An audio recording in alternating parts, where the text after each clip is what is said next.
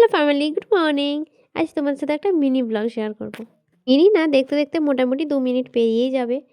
ঘড়িতে এখন ওই 8:30টার মতো বাজছে। 8টার সময় আমি ঘুম থেকে উঠেছি। এদিনই আমি 8টার সময় ঘুম থেকে উঠি, শীতকালে আর গরমকালে 7টার দিকে। কিন্তু আমার মা বরাবরই বলে আমি 10টার সময় উঠি। আর কার কার মা এরকম 2 ঘন্টা আগিয়ে থাকে আমাকে একটু জানিও। এদিকে আমার ক্যামেরায় আমার ভাইকে কেমন দেখাচ্ছে ওটা দেখার জন্য ও এসেছিল, আর এসে ও আটকে গেছে। মোটামুটি ওর নিজেকে বিভিন্ন রকমের অ্যাঙ্গেল থেকে দেখেও স্বাদ মিটছে না। তো যাই হোক, 1 ঘন্টা গ্যাড মেরে বসে থাকার পর এখন এসেছি একটু কাজে। এর একদম সামনেই আমাদের ধনেপাতা আর একটা শাকের চাষ করা হয়েছে। মোটামুটি একটু লাগানো হয়েছে, তো ওখান থেকে ধনেপাতা তুলতে এসেছি।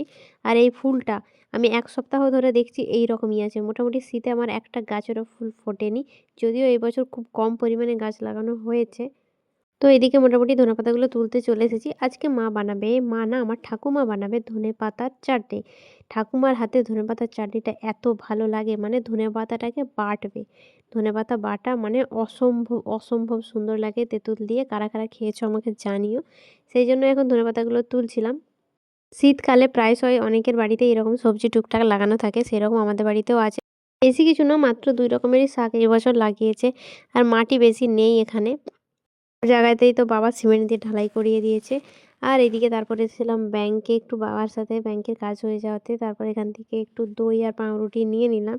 শীতকালে আমাদের পাউরুটিটা সবসময়ই পাওয়া যায় বাড়িতে। ওই খেজুর গুড়ের মিষ্টিটা থাকে আর তার সাথে পাউরুটিটা মাঝে মাঝেই খাওয়া হয়। আর দইটা তো নিত্যদিনের ব্যাপার, ভাত খাওয়াতে সবারই প্রায় থাকে। একটা জিনিস দেখো, আমাকে এখনও আমার বাবা হাত ধরিয়ে রাস্তা পার করিয়ে দেয়। এখন আমি ফোনটা রাখবো আর বাবা এখন আমাকে হাত ধরিয়ে রাস্তা পার করবে। এগুলো আমার বেশ ভালো লাগে। এদিকে ভাই আমাদের জন্য দাঁড়িয়েছিল, ভাইও এসেছিল আমাদের সাথে। আর তারপর সন্ধেবেলায় কনকনে ঠান্ডার মধ্যে আমি কফি বানাচ্ছি। যে পরিমাণ কফিটা বানিয়েছি মিনিমাম 5 জন খাবে। কিন্তু না, আমি তো এটা একা খাবো, কাউকে দেবো না। আমার বাড়িতে কেউ কফি খায়ও না। কিন্তু আমি যেটা খাই সেটা আমার বাড়ির 5 জনের সমান। প্রচুর পরিমাণে পুরো ভর্তি হয়ে যাবে, দেখতে পাচ্ছ। এটা আমি একাই খাবো। এই যে পুরোটা ঢেলে নিয়েছি, পুরো একদম ভর্তি, ভর্তি হয়ে গেছে। এটা আমি এখন একাই খাবো। ভাত মুড়ি খাওয়ার কোনো নামগন্ধ নেই, কিন্তু এইসব আমি ভালোই খাই। চলো তাহলে আজকের ব্লগ এখানে রাখি। দেখা হচ্ছে পরে কোনো ব্লগে। আজকের মতো আসি, টাটা।